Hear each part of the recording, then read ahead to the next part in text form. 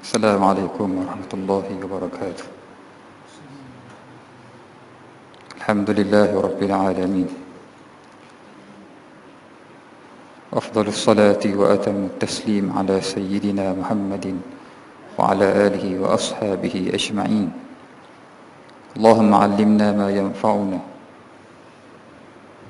وانفعنا بما علمتنا، اللهم زدنا علما، اللهم وفقنا لما تحبه وترضاه برحمتك يا أرحم الراحمين. والحمد لله رب العالمين وبعد. Maaf hari ni lewat sikit. Tolak daripada sendiri buku 5 suku, tapi baru boleh sapa masa ni. Sedang balik ambil baju di rumah. Tunggu baju sapa je. Baju sapa kediam pada tuang. Pinjam buku seh. Kitab pun tak bawa.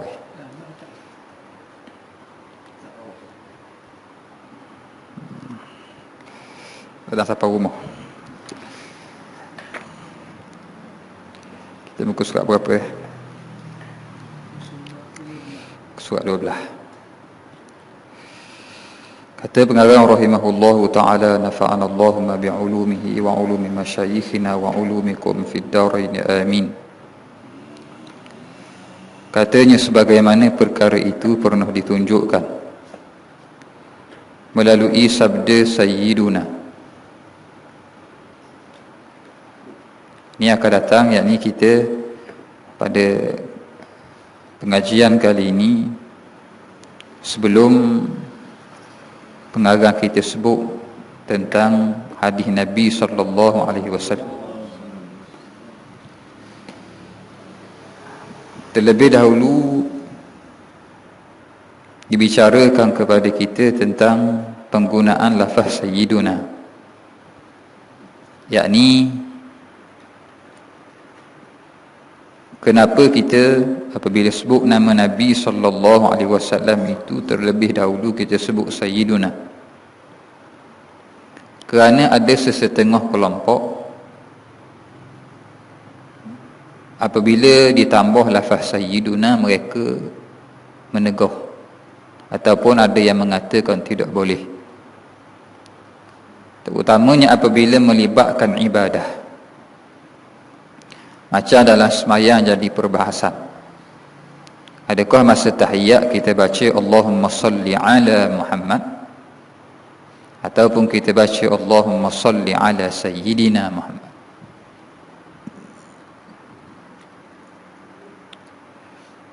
Maka sebab berlaku perbahasan ini, maka ulama kita cuba terang masalah ini dengan sebaiknya. Kita nak pilih hak mana? Nak baca Allahumma salli ala Muhammad ke Allahumma salli ala Sayyidina Muhammad?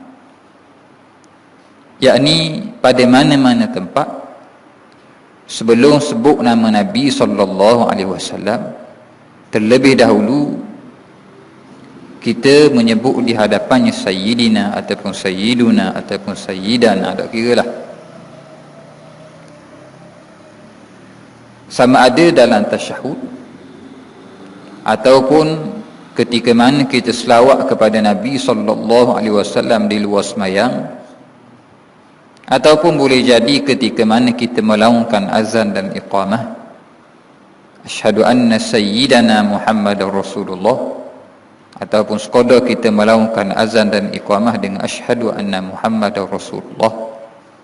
Maka itu menjadi perbahasan yang cuba disentuh oleh pengarang kitab kita ini bersesuaian dengan perbahasan kita ini sebagai kitab adab. Nanti saya akan sebutkan kenapa. Apa kaitan perbahasan kita tentang kitab adab ini dengan perbahasan dan perbincangan tentang lafaz Sayyiduna. Lalu disebut pada nota kaki halaman yang ke-12. Nota kaki halaman ke-12 disebutkan Al-Allamatul Faqih Al-Imam Mufti Fas wa alimuha Abdullah Al-Abdusi Al-Fasi rahimahullah. Ini seorang ulama yang wafat pada tahun 849 Hijrah. pernah ditanya tentang penambahan lafaz sayyiduna ketika mana menyebut nama Nabi kita Muhammad sallallahu alaihi wasallam. Pada sirah-sirah yang datang riwayat dengan lafaznya daripada baginda sallallahu alaihi wasallam, dan dengan menyebutnya pada sirah-sirah yang wujud terkemudian, yang tidak datang riwayat dengan lafaz baginda sallallahu alaihi wasallam. Ini cerita katanya, macam mana ada orang dia tambah sayyiduna, sedangkan pada beberapa tempat tertentu Nabi tak tambah sayyiduna. Nabi sendiri tak tambah. Nabi aja Allahumma salli ala Muhammad je. Nabi bukan aja Allahumma salli ala Sayyidina Muhammad. Maka dia kata dah Nabi pun aja Allahumma salli ala Sayyidina Muhammad, apa kita baca Allahumma, Nabi baca Allahumma salli ala Muhammad, apa kita pergi baca Allahumma salli ala Sayyidina Muhammad? Maka itu jadi persoalannya. Lalu beliau menjawab sebagaimana berikut. Sepatutnya tidak ditambah padanya, iaitu pada sirah yang datang riwayat dengan lafaznya daripada baginda sallallahu alaihi wasallam, dan tidak dikurangkan daripadanya secara umum. Bila Nabi ajar gitu, kita baca gitu secara umum. Itu secara umum sahaja. Namun sekiranya ditambah padanya sayyiduna wa maulana, tapi cerita Nabi aja Allahumma salli ala Muhammad, kita pun tambah sayyidina wa maulana, tambah gitu, maka itu diharuskan, tak ada masalah, boleh. Kenapa boleh? Kerana baginda Rasulullah sallallahu alaihi wasallam mendatangkan dengannya, yani lafaz Muhammad tanpa sayyiduna pada waktu itu bertujuan untuk mengajar mereka pada sahabat, iaitu ketika mereka datang bertanyakan baginda, sesungguhnya Allah telah memerintahkan supaya kami berselawat atasmu, maka bagaimana cara kami berselawat atasmu? Yakni Allahumma salli ala Sayyidina Muhammad. Sahabat Nabi mari tanya Nabi sallallahu alaihi wasallam. Quran kata innallaha wa malaikatahu yusalluna 'alan nabi ya ayyuhallazina amanu sallu alaihi wa sallimu taslima. Ayat ni masyhur, kita dengar tiap-tiap Jumaat. Cerita tentang Allah Ta'ala, malaikatnya selawat atas Nabi. Lalu Allah Ta'ala perintahkan kita orang beriman supaya selawat dan mengucap salam atas Nabi. Maka ada dalam kalangan sahabat ni tanya, wahai Rasulullah, bab mengucap salam ni kami pandai, kami tahu, tapi selawat ni macam mana nak selawat? Maka di antaranya Nabi sallallahu alaihi wasallam ajar Allahumma salli ala Muhammad. Maka masyhur dalam riwayat, bila Nabi ajar baca selawat Ibrahimiyah, Nabi ajar Allahumma salli ala Muhammad wa ala ali Muhammad kama sallaita ala Ibrahim wa ala ali Ibrahim, begitu Nabi. Maka perlu difahami ketika mana Nabi ajar ni, Nabi sayyidul mutawadhi'in, Nabi orang yang sangat tawadhu. Yakni Nabi ketika mana ajar sahabat, Nabi tak sebut gelaran Nabi, Nabi sebut nama saja, Allahumma salli ala Muhammad. Kenapa? Kerana Nabi rendah diri. Ibarat kita jumpa orang alim, kita tak tahu dia tok guru, tak kenal dia, jumpa kedai rucik, betul lah dia pakai biasa je. Kita ni jenis orang ramuh, tanya Pak Cik nama dia, padahal dia tok guru. Kita mana kenal tok guru, kita panggil Pak Cik nama dia. Ada dia nak sebut nama dia, oh saya tuan guru Syekh, ada gitu, tak, dia sebut nama saja. Kalau nama dia Muhammad, dia akan sebut Muhammad. Kalau nama dia Ali, dia sebut Ali, itu saja. Orang tak kenal dia, jumpa tengah jalan tanya nama, dia tak akan kenal pula, oh saya tuan guru, gitu, tidak sebut. Kerana itu biasa. Kenapa? Kerana diajar begitu kita. Tapi pada tempat yang lain akan datang riwayat yang akan disebutkan dalam kitab kita ni, insya-Allah. Nabi juga memperkenalkan diri Nabi sebagai sayyid. Dengan makna pada ketika mana sahabat Nabi tanya, Nabi sekadar aja begitu saja, sekadar untuk jawab soalan saja. Tapi Nabi tak kata tak leh tambah sayyidina, Nabi tak royak. Ini bila sahabat tanya nak selawat ke mana, Nabi kata Allahumma salli ala Muhammad, begitu.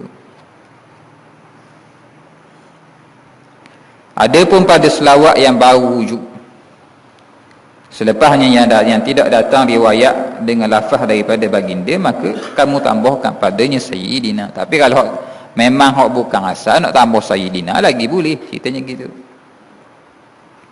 Kenapa begitu? Kerana boleh tambah, kerana memang Nabi ni benar-benar sayyidina dan benar-benar maulana. Apa sayyidina? Penghulu kita. Maulana dengan makna pemimpin dan pembantu kita. Nabi memang begitu. Nabi penghulu kita, ketua kita, pemimpin kita. Maka tambah sayyidina, tambah maulana ni memang patutlah, tak ada masalah, boleh sangat. Dengan maksud pendapat yang pertama yang didatangkan oleh pengarang kitab kita ni cerita tentang harus. Boleh saja. Nak tambah pun dia boleh saja, tak ada masalah. Kemudian pengarang kita mendatangkan dengan hujah yang lebih kuat, yang menjadi pegangan kebanyakan para ulama, tentang kita sangat dituntut untuk menambah lafaz sayyidina. Pernah juga ditanyakan kepada Al-Allamah Al-Faqih Al-Imam Al-Qadi Qasim Al-Uqbani At-Tilimsani, dia wafat tahun 854 Hijrah, rahimahullah. Lalu beliau menjawab sebagaimana berikut: seafdal zikir adalah yang didatangkan dengannya atas jalan yang telah disifatkan oleh pemilik syariat ini. Dengan mana asal Nabi ajar zikir gitu, kita buat gitu. Asalnya gitulah. Dia kaedah yang diajar oleh para ulama. Bila Nabi mengkhususkan sesuatu zikir dengan sesuatu, maka kita khususkan. Bila Nabi mengumumkan, maka kita umumkan. Itu saja. Oleh sebab itu kata para ulama, bila Nabi SAW menyebut tentang zikir selepas sembahyang, antaranya lepas sembahyang Nabi ajar kita zikir 33 subhanallah, alhamdulillah, Allahu akbar. Kemudian Nabi terang fadilat. Siapa zikir ni didapat keuntungan lebih baik daripada dunia dan isi dia, ataupun dengan lafaz yang fadilat yang lebih jelas, kena buka secara panjang matan hadis Nabi SAW dengan beberapa riwayat yang berbeza. Ini ialah cara zikir yang Nabi sebut secara khusus dengan bilangan khusus. Dengan makna bila beberapa orang sahabat mari tanya, ya Rasulullah, orang kaya ni sedap dia dipiti banyak, bila piti banyak lebih boleh sedekah. Kami nak sedekah macam mana, piti tak ada, nak belanja sendiri pun tak cukup. Sedaplah orang kaya, dia boleh pahala banyak, kami orang miskin pahala tak banyak. Nabi kata ginilah aku ajar kamu lah untuk lawan orang kaya ni. Zikir dah lepas sembahyang 33. Lama orang kaya pun tahu juga, bocor. Dengan akhirnya orang kaya sedekah pun boleh, zikir pun boleh.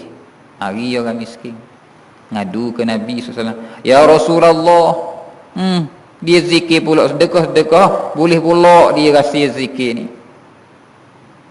Nabi kata zalika fadlullah yu'tihi man yasha. Itu kurnia Allah, dia nak bagi siapa-siapa ikut mandar dia.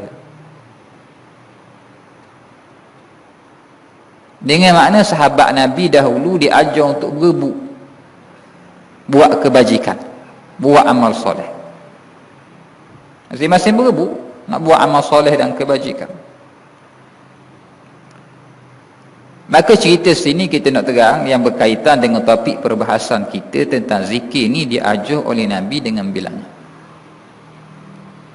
Kata guru-guru kami bahawa bila Nabi ajar dengan bilangan yang tertentu, maka mesti didatangkan dengan bilangan yang tepat sebagaimana yang diajar oleh Nabi sekiranya kita nak rebut fadilat yang disebut oleh Nabi. Kalau Nabi kata 33, 33 awak. Kalau awak 32, tak ada fadilat. Pahala boleh, pahala zikir. Tapi fadilat yang Nabi sebut, tak ada lah. Nabi kata 33. Tapi orang kita malah. Tahu? Tidak kira dia lak Tok Imam. Tok Imam berhenti, dia berhenti lah. Tadi start tak sama dengan Tok Imam. Tok Imam laju, dia lambat. Kadang-kadang Tok Imam slow, dia laju. Dia zikir lebih pada Tok Imam, kadang-kadang dia zikir kurang pada Tok Imam. Dikira 33. Dok setarang ni. Subhanallah, subhanallah. Tok Imam kata subhanallah, dia subhanallah. Dia apa? Alhamdulillah. Tok Imam 2 kali dia baru sekali. Kayak gini tengok Tok Imam alhamdulillah, dia pun berhenti dah. Dia cukup 33. Tak cukup. Tak ada kira ke mana? Dah. Kau dah tahu nak kira ke mana? Ada sebab. Tapi fadilat nak tak? Nak fadilat kena buat macam Nabi aja 33. Lepih lah jari ke mana-mana pun biar jadi 33 ke mana tak? Nak dapat fadilat. Maka nak dapat fadilat? Mana? Jubah. Ada? Kita dengar minta jubah. Kita segan juga pakai kaki ni, tapi kalau kita tak start, nampak lagi.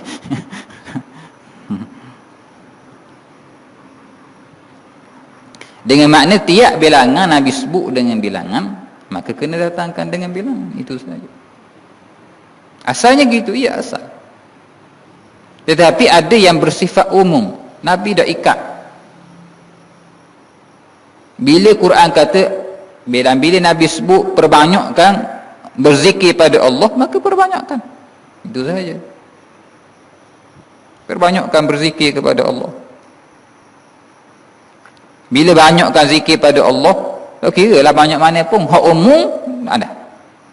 Orang ni 10,000 selawat, orang ni 10,000 istighfar, orang ni 10,000.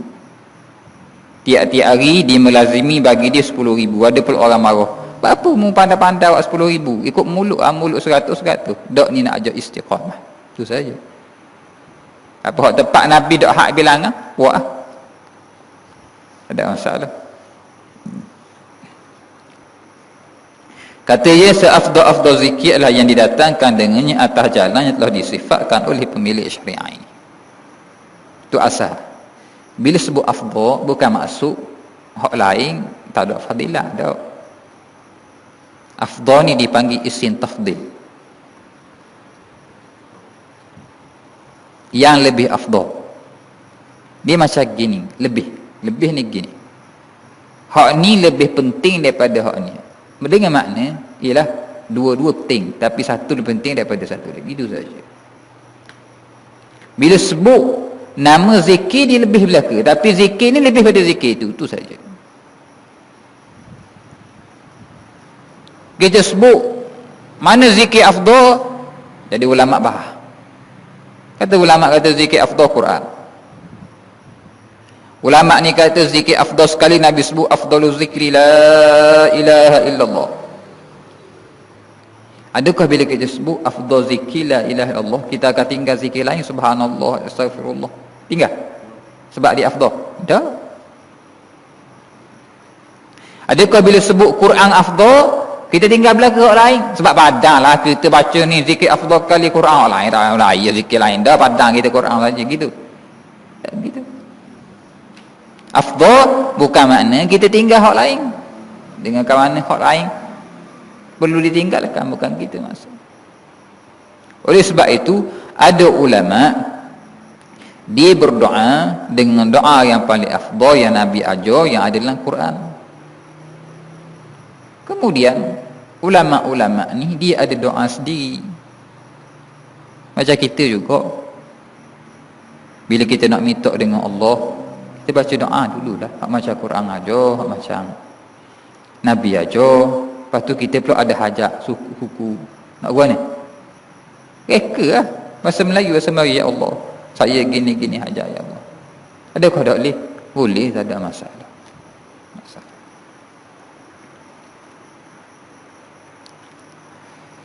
Seafdal zikir adalah yang didatangkan dengannya atas jalan yang telah disifatkan oleh pemilik syariat ini. Kalau Nabi ajar gitu, kita buat gitu, tu asal. Akan tetapi menyebut Nabi kita sallallahu alaihi wasallam dengan siyadah, yakni dengan lafaz sayyiduna, dan seumpamanya daripada sifat-sifat yang menunjukkan atas memuliakan, yakni mengagungkan dan merendahkan diri, dengan makna kita merendah diri bagi Nabi, maka itu bukanlah suatu yang dilarang, bahkan itu menambahkan lagi bagi ibadah dan iman. Royaknya kita ni bila sebut nama Nabi, kita sebut Sayyidina, bukan setakat haruf saja, bahkan dia ibadah, satu ibadah, dan mengukuhkan lagi bagi iman. Guana pula mengukuhkan bagi iman, pengarang kita syarahkan. Lebih-lebih lagi selepas sabit secara pastinya sabda baginda sallallahu alaihi wasallam. Nabi sebut apa? Nabi kata ana sayyidu waladi Adam. Dalam riwayat Muslim disebut ana sayyidu waladi Adam yaumal qiyamah. Aku penghulu sekalian anak Adam pada hari kiamat. Dalam riwayat lain Nabi kata ana sayyidu waladi Adam wala fakhr. Aku ni penghulu anak Adam. Aku bercerita bukan untuk berbangga-bangga. Bukan nak bangga, bukan nak gong, cerita. Royak. Sekalian anak Adam ni aku pakak tinggi sekali, kedudukan paling mulia di sisi Allah. Ana sayyid, aku penghulu, Nabi kata.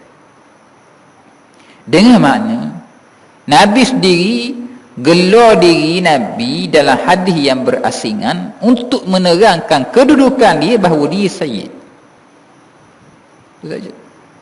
Walaupun Nabi secara rendah diri, bila orang suruh ajar selawat, Nabi ajar Allahumma salli ala Muhammad. Tapi untuk menerangkan kedudukan Nabi, Nabi sebut ana sayyidu waladi Adam wala fakhr. Nabi terang aku ni sayyid, maka digabungkan dua ini. Oleh sebab Nabi sudah terang kedudukan Nabi begitu, maka kita bila selawat Allahumma salli ala sayyidina Muhammad wa ala ali sayyidina Muhammad kama sallaita ala sayyidina Ibrahim wa ala ali sayyidina Ibrahim wa barik ala sayyidina Muhammad wa ala ali sayyidina Muhammad kama sallaita ala sayyidina Ibrahim wa ala ali sayyidina Ibrahim fil alam innaka hamidum majid. Dengan makna bila kita lalu nama Nabi Muhammad dan bila kita lalu nama Nabi Ibrahim, maka kita beradab dengan menambah lafaz sayyiduna. Maka kata ulama ni, dia iman dan dia ibadah. Macam mana? Hal ini demikian. Kenapa kata gitu? Kenapa dikata iman ibadah? Kerana menyebut baginda sallallahu alaihi wasallam dengan gelaran penghormatan, ini kita sebut sayyiduna, setelah kepastian hadis ini adalah satu bentuk keimanan dengan hadis ini. Dengan makna kita percaya Nabi sebut. Maka setiap tasdik membenarkan dengan apa-apa perkara yang telah didatangkan dengan setiap tasdik membenarkan dengan apa-apa perkara yang telah didatangkan oleh Al-Mustafa, maka itu merupakan iman dan ibadah. Dengan makna bila Nabi royak Nabi Sayyid, maka kita panggil Nabi Sayyid, maka ni iman kita pada Rasulullah dan kita ibadah kita. Sebab tu salah seorang ulama kita sebut macam mana, bila orang kata kita ni molek dalam semayang, kita baca macam Nabi ajar je lah. Nabi ajar ke mana? Nabi ajar Allahumma salli ala Muhammad. Kita pun baca Allahumma salli ala Muhammad macam Nabi ajar je lah. Maka jawabnya begini. Kita ketika mana kita semayang dan kita selawat dalam semayang, kita bukan sekadar fotostick dan ngapas mata-mata. Nabi sebut gini, kita ngapa gitu tanpa kita menghayati. Bila kita baca Fatihah, bukan sekadar kita baca Fatihah, tetapi ketika mana kita baca Fatihah, kita akan cuba faham dan menghayati. Maliki yaumiddin, iyyaka na'budu wa iyyaka nasta'in. Kita cuba untuk menghayati. Dengan makna ibadah ini satu bentuk penghayatan, penjiwaan, satu munajat kita dengan Allah. Oleh sebab itu ulama bahas, bila kita dalam tahiyat, kita seperti sedang bercakap langsung dengan Rasulullah. Tak apa cakap langsung, kita sebut assalamu alayka ayyuhan nabi. Dalam bahasa Arab kata ini ialah khitab, macam kita cakap dengan orang depan kita, assalamualaikum.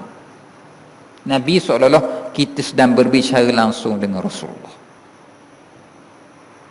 Boleh jadi suatu ketika dulu kita akan mikir bicara secara langsung kawan. Zaman learning ada video call yang kita boleh tengok orang jauh, macam kita cakap gini dah. Dengan makna bila diajar dalam sembahyang ni macam kita cakap dengan Nabi. Diajar kita menghayati satu perkara. Apa kita menghayati apa? Kita menghayati bahawa seolah-olah ketika mana kita membaca doa tahiyat, duduk dalam tahiyat, kita baca tasyahud, kita selawat kepada Nabi SAW dengan Rasulullah duduk depan kita. Bila Rasulullah duduk depan kita, kita pun Allahumma salli ala Muhammad. Kita panggil Nabi nama direct. Rasa gagah tak? Tak gagah. Takkah kita nak panggil nama ayah kita pakai nama je? Takkah kita nak panggil orang tertentu yang ada kedudukan dengan nama sahaja? Mesti kita akan buh gelaran depan. Kalau Tok Guru tak akan petang-petang Tok Guru kata nama saya Ali. Oh Ali. Dari mana Ali siap? Tak, Tok Guru Ali. Kita akan sebut nama Tok Guru depan. Bila kita cakap direct, kita sebut nama tak? Sebut nama ke sebut benda? Memang sebut nama. Tapi sebelum sebut nama, sebut gelaran dia. Kerana penghormatan kita. Oleh sebab sekarang ni depan kita Rasulullah. Dan kita nak sebut nama Rasulullah. Adakah boleh? Adakah kita berasa gagah dengan hati kita yang menghayati kedudukan Rasulullah untuk kita sebut terus nama Nabi tanpa gelaran Rasulullah? Tidak akan mampu. Maka sebab itulah tetap kata para ulama kita yang terkemudian bahawa menyebut lafaz sayyidina dalam tasyahud ketika sembahyang itu lebih layak bagi Rasulullah sallallahu alaihi wasallam. Oleh sebab itu ulama kita buat kaedah. Ambil jubah. Jubah ada? Jubah ada tak?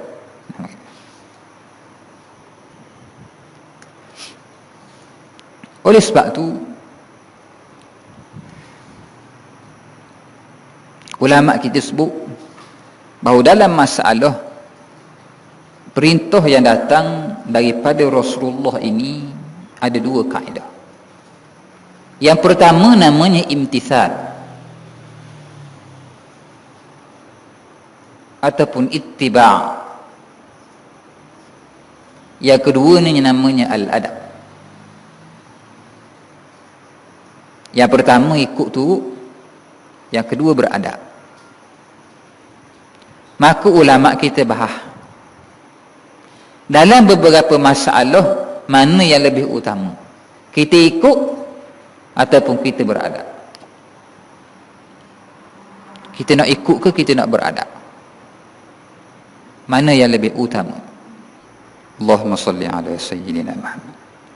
Jadi ulama kita bahas antara imtisal sama ada kita nak ikut ataupun kita nak beradab.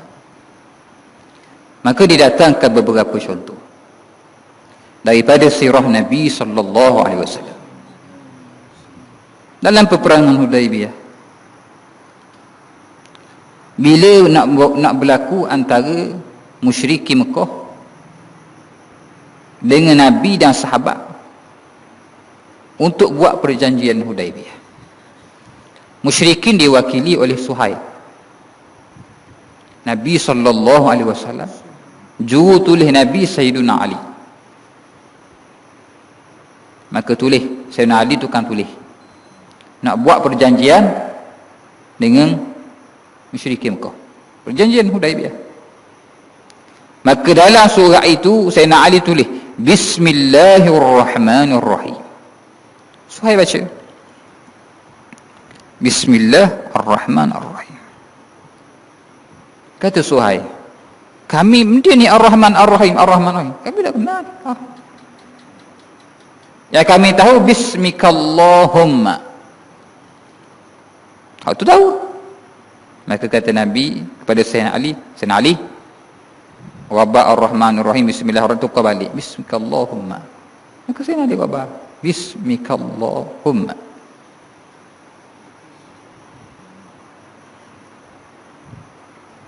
Kemudian ditulis lagi, hadza ma 'ahada 'alaihi Muhammadur Rasulullah.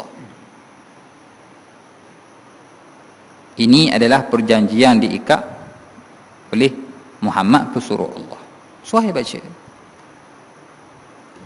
Kata Suhaib, apa ni Rasulullah? Kalau kami iktiraf kamu Rasulullah, kita tidak akan baloh. Kita tidak akan berselisih pendapat. Tapi sebab apa kita selisih? Kerana kamu mengaku Rasulullah, kami tidak terima. Wabah, kata Suhaib. Nabi wayak Sayyidina Ali, dah dia nak gitu, wabah. Kata Sayyidina Ali, ya Rasulullah. Tak Rasulullah. Tak. Adakah Nabi kata, ni lawan cakap? Nabi kata itu? Tak ada.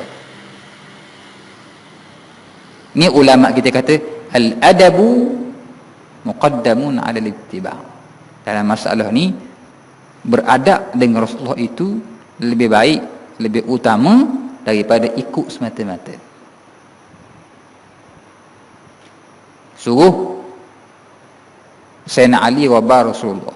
Tak mampu Rasulullah. Bukan apa, bukan tak mau ikut, tapi tak mampu nak padang Rasulullah itu Rasulullah. Tak mampu nak aku dengan apa yang diminta oleh musyrikin ketika itu. Suruh padang Rasulullah. Tak boleh Rasulullah, tak boleh nak wabah. Bukan nak lawan Nabi tak. Tapi Nabi tanya dah, saya tunjuk ke aku mana Rasulullah, saya tunjuk duduk mana. Saya tunjuk ni Rasulullah. Nabi ambil. Maka Nabi wabah dengan ailiu Nabi sallallahu alaihi wasallam. Kalau ikut kaedahnya, Sayyidina Ali tak dengar kata Nabi. Tak ikut Nabi. Kenapa tak ikut? Kerana beradab dengan Rasulullah. Maka dalam masalah ni adab diutamakan. Dalam kisah lain diceritakan antaranya ialah ketika mana Sayyidina Abu Bakar jadi imam. Dengan beberapa riwayat. Ada riwayat mengatakan bahawa dalam suatu peperangan, ada setengah riwayat mengatakan ke mana Nabi sedang uzur.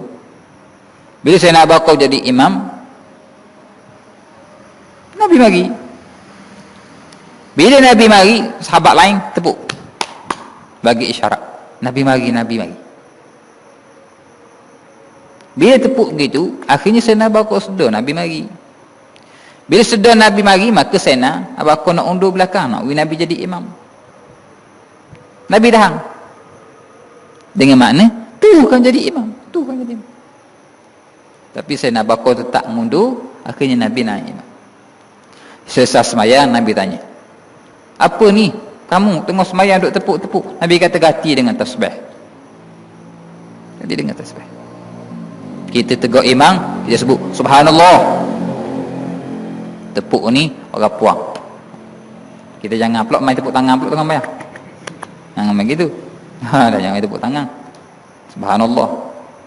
Kemudian Nabi paling Nabi tanya Sayyidina Abu Bakar, apa muda terus jadi imam saja, tak ada masalah, jadi imam aja. Aku suruh dah kan, aku buat isyarat dah. Aku kata jadi imam, jadilah terus je lah.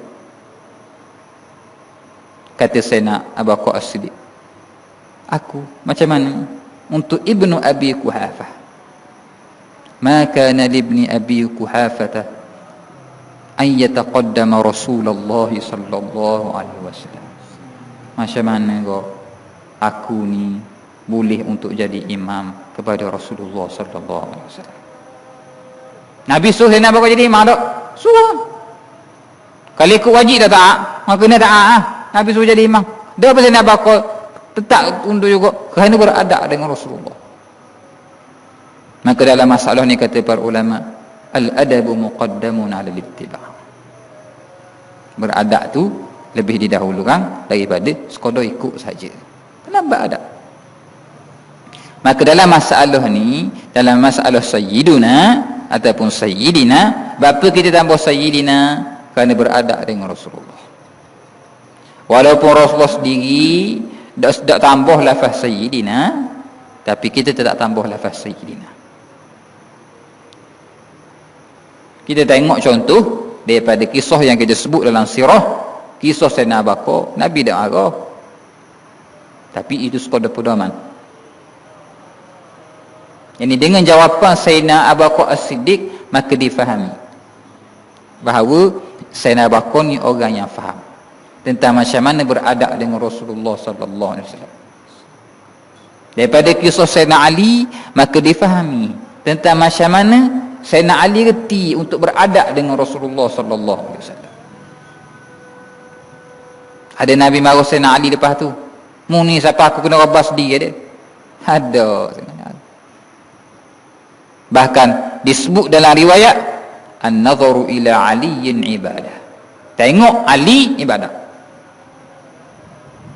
Sekalipun jadi perbahasan tentang status ni, seorang ulama hadis namanya Syekh Abdul Aziz Ibn Siddiq Al-Ghumari buat satu kitab namanya Al-Ifadah, nama kitab dia, pada menyatakan dan menjelaskan bahawa sahihnya hadis Nabi sallallahu alaihi wasallam menyatakan bahawa melihat kepada Ali itu ibadah.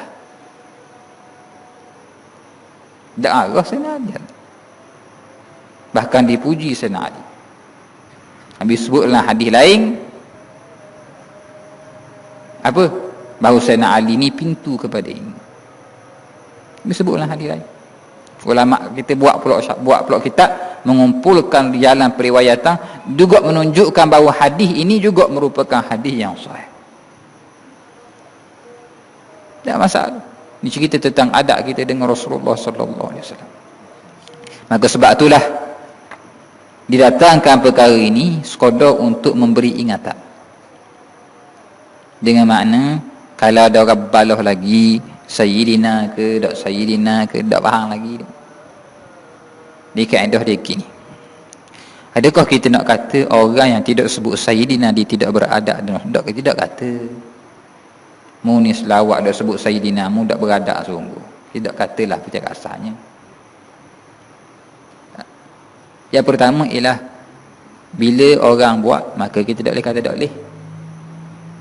Pandai-pandai lah tambah sayyidina, Nabi tak tambah. Ini Nabi tak tambah, ada Nabi larang? Nabi tak larang. Sebab itulah dalam masalah ni kita kena faham banyak, kerana ia berkait banyak tentang orang yang dakwa bahawa bila Nabi dakwah kita tak boleh buat. Kata Nabi pun dakwah, dia kata kita pandai-pandai buat. Tapi banyak benda kali ikut. Kuliah garik tiap-tiap malam Nabi buat. Ada pandai-pandai buat tiap-tiap malam kuliah garik. Nabi buat tak? Banyak benda lah kita cerita. Tapi adakah bila sebut Nabi dakwah maka kita tak boleh buat? Tak begitu. Sebab tu tinggal Nabi, ini tak buat Nabi bukan satu hukum. Satu hukum. Lebih macam tahlil kena buat ke tak, talqin kena buat ke tak, ulama bahas selesai masalah. Dia kata betul, Nabi pun dah buat, pandai kita pada Nabi. Kaedah dia, selama mana tak mari larangan, maka tak ada masalah. Dalam hadis Nabi kata apa? Dia kata, Allahumma salli ala Muhammad. Saya lupa hadis. Hadis itu kata, ma laysa minhu fahuwa raddun. Dengan makna, Allahu Akbar. Tak ingat hadis. Hadis dalam hadis 40. Dengan makna tiap-tiap yang lari daripada jalan syariat, maka dia ditolak. Orang buat tahlil walaupun asal Nabi dah ajar tahlil, tapi dalam tahlil tu benda hak kita sebut zikir saja. Zikir ni barang Nabi ajar. Talqin dengan dalil yang tertentu yang didatangkan oleh para ulama. Tapi nak royak bila sebut Nabi tak buat, itu bukan hukum. Nanti kita sampai bulan Maulid, kita sambut Maulid. Bila sampai Mar Hijrah, kita sambut Mar Hijrah. Sambut Muharram, dia kata pula Nabi tak sambut awal Muharram, kita malah sambut-sambut. Memanglah Nabi tak sambut, kerana awal Muharram ni baru ditetapkan oleh Sayyidina Umar. Memang tak ada. Lepas tu kita baca doa awal tahun, kita baca doa akhir tahun. Tiba pula pandai-pandai buat doa pula awal tahun akhir tahun. Orang dulu tak baca. Dia kata orang dulu pun tak baca. Dia kena faham gini. Sayyidina Umar buat mandar tu.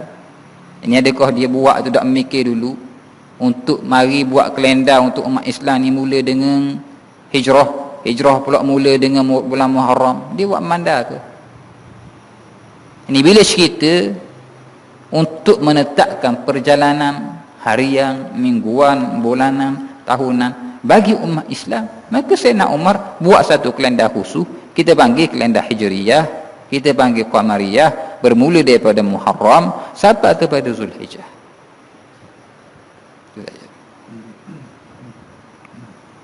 Sayyidina Umar buat.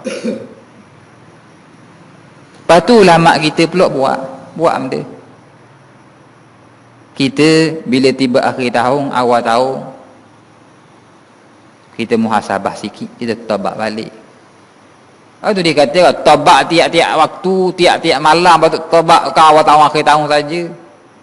Dia kata pula selagi boleh dia buat mujur. Ya betul. Tapi kerana ulama kita nak ajar kita, secara asahnya apa yang dia buat ni tak salah. Nabi kata al-kayyisu man dana nafsahu wa amila lima ba'dal maut wal ajizu man ittaba'a nafsahu hawaha wa tamanna 'ala Allah. Orang cerdik dia muhasabah semua. Ada muhasabah yang kita buat tiap-tiap hari. Tak ada orang tahu. Kalau kita bangun malam-malam hari, kita muhasabah diri sebelum tidur, bangun malam hari, kita taubat pada Allah. Ada muhasabah berbentuk mingguan. Hari Jumaat kita nengung. Ada berbentuk bulanan. Awal bulan, akhir bulan.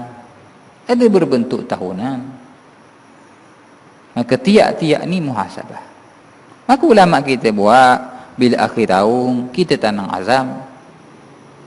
Macam mana kita sebut kalender hijrah bermula daripada Nabi sahabat tanah azam untuk hijrah pada awal bulan Muharram, berhijrah pada bulan Rabiul Awal. Itu cerita panjang.